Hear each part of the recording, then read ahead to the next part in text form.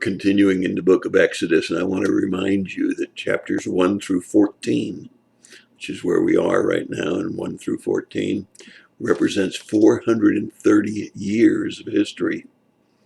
Remember, Moses started out the book of Exodus, but he started out as a baby.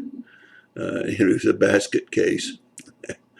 But now he's an adult.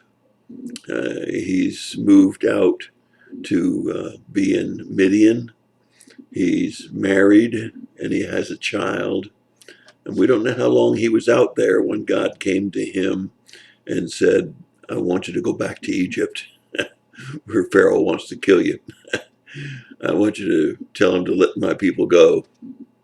And so we come into chapter 5, and we find that he has returned to Egypt, and that they go to visit the Pharaoh, and he tells them that he wants to let the people go so they can go out and celebrate the feast and make a sacrifice. And the Pharaoh says, who's the Lord? That I should obey him? No, you're not going. Well, they shouldn't be surprised, because God had told them that Pharaoh wasn't going to let him go, and that he would harden the Pharaoh's heart. But they will go ahead and explain who the Lord is. They say it's the God of the Hebrews. Let us go, or there may be pestilence or the sword that'll kill a lot of people.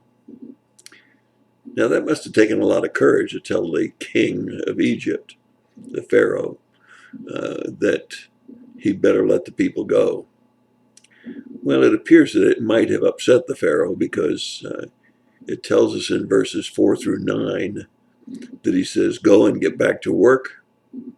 And he assigns taskmasters over the top of the Hebrews.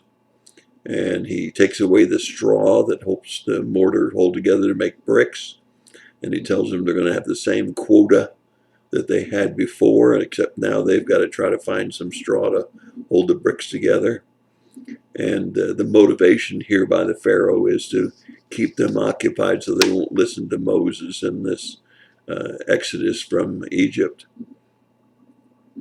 In verses 10 through 14, the taskmasters not only put it all into effect, but they even beat the Hebrews if they don't meet their quota.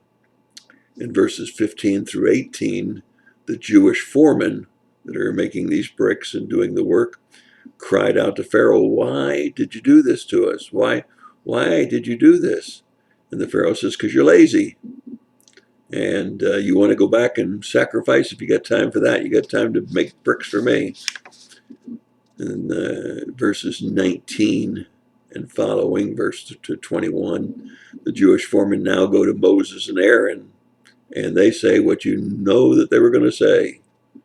Moses, it's all your fault. So Moses goes to the Lord, and guess what he says to the Lord? Lord, it's all your fault. You just made things worse for your people and this people. And you've made them miserable. And not only that, but you've not delivered them as you said you were going to. Now, it's really easy to see some application here. First of all, Moses and Aaron were obedient, even to the point of warning the Pharaoh about death or pestilence. And obedience is always good. But obedience doesn't always bring smooth sailing. The second lesson we need to apply is that the Pharaoh, or the king, did not know the Lord.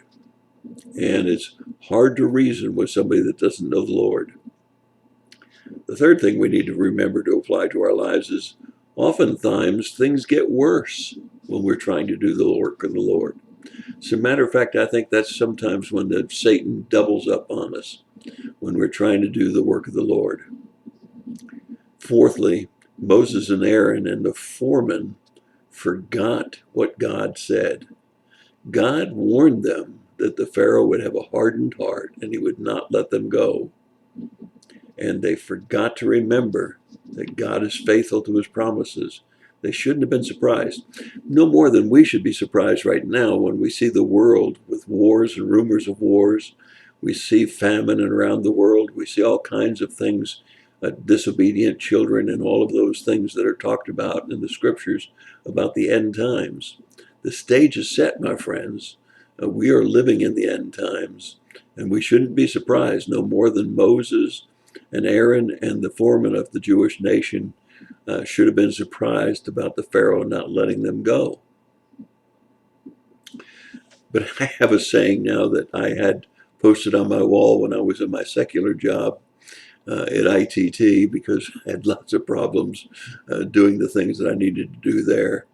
And it's something that Moses and Aaron needed to tack up on their wall alongside of the foreman, tacking it up alongside of the workplace for the Jewish people. It's hard to remember the objective is to drain the swamp when you're up to your elbows in alligators. Let me say it again for you. It's hard to remember the objective is to drain the swamp when you're up to your elbow in alligators. And sometimes, guys and gals that watch this video, it's sometimes hard to remember the objective that God has set out for us when we're up to our elbows in alligators. But God is faithful to his promises. I hope you have a great weekend. I think that in most places it's becoming safer and safer to come back to church and to Sunday school. And I hope that as God leads you, as you pray about it, that if you're not already back, that you will be making your way back, as the time seems to be safer and safer for us to do that. And please start to prepare your hearts for that special weekend, that Easter weekend, when we'll have a chance to witness to a lot of people and invite them to go to church. A lot of folks that won't go to church any other time of the year will go on Easter, and we need to remember to invite them. And that's my thought for the day. God bless you and have a great day.